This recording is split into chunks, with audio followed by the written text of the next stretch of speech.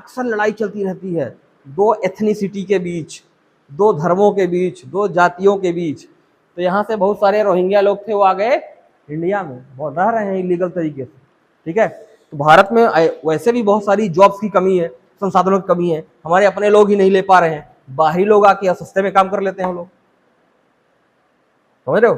तो जो समस्या भारत फेस कर रहा है यहाँ पे, ऐसे ही दुनिया के अलग अलग कोनों में बहुत सारे देश फेस कर रहे हैं। जैसे बहुत सारे इंडियन भाग भाग के कहाँ जाते हैं, अमेरिका में, यूरोप में।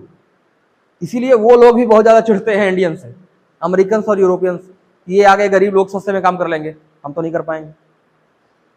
बहुत जैसे हमारे यहाँ बिहार के लोग भाग भाग के बाहर जाते हैं ना, सूरत चले गए, बंबई चले गए, तो इसीलिए वो लोग नाराज होते हैं बिहारियों से। और आपने देखा होगा कि आए दिन मराठी लोग, गुजराती लोग बिहारियों को भगाते रहते हैं कि मार के भगाओ इनको। ऐसा क्यों करते हैं? ऐसा इसलिए करते हैं कि मान लो एक बिहार का आदमी यहाँ से गया यहाँ बंबई, ठीक है, और उसको तो काम चाहिए, कोई 200-500 में भी काम देगा तो करने के लिए तैयार है। लेकिन जो बंगाल, जो वहां महाराष्ट्र, मुंबई के लोग होंगे, वो तो इतने सस्ते में काम करेंगे नहीं, तो उनको जॉब ही नहीं मिलेगी। क्यों? सस्ते में काम करने वालों की भरी भरमार है, कोई भी कर लेगा। तो वो लोग नाराज होते हैं कि ये आ गए गरीब लोग सस्ते में काम करने वाले हैं, और हम क्या करें, हमारी नौकरियां छीन गए, खा गए। ठीक है, ऐसा होता है। और इसी प्रकार का व्यवहार भारतीयों के साथ होता है अमेरिका में, यूरोप में।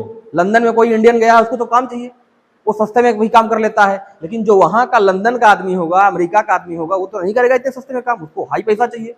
तो वो इंडियन से नफरत करते हैं कि ये आ गए गरीब लोग, समझ रहे हो। तो अगर भारत में बिहार गरीब है तो दुनिया में इंडिया गरीब है, ऐसी सारी चीजें चलती रहती हैं। तो आसाम के लोगों ने उस टाइम पे बहुत प्रॉब्लम क्रिएट की, और बाद में एनआरसी कराया गया, कुछ लोगों को भगाया भी गया।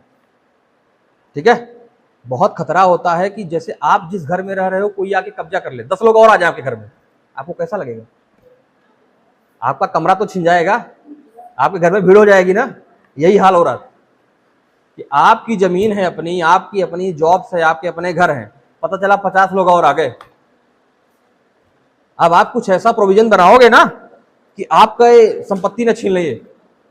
जैसे गल्फ कंट्रीज हैं, बहुत सारे लोग इंडिया से दुबई जाते हैं, सऊदी जाते हैं, बहरीन जाते हैं, है ना, बहुत सारे जाते हैं भारतीय। और कई देशों में तो उनकी जनसंख्या से ज्यादा भारतीय है। मैं बताता हूं आपको कुवैत के बारे में। कुवैत का नाम सुना है?